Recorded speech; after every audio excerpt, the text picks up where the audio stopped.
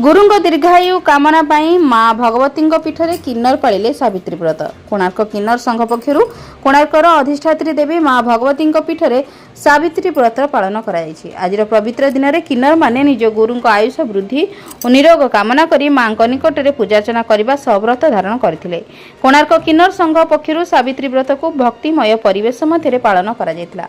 हिंदू धर्मर सधवा स्त्री माने निज स्वामी दीर्घ जीवन कामना करने सह परिवार मंगल कामना पाई सावित्री व्रत पालन करथांती। किन्नर माने निज गुरु दीर्घ जीवन कामना करी एही पर्व को पालन करथिले। सेतेबेले किन्नर माने समाज रो अवहेलित होई निज परिवार रो बाहरी निजर स्वतंत्र परिवेश को आपणै थांती।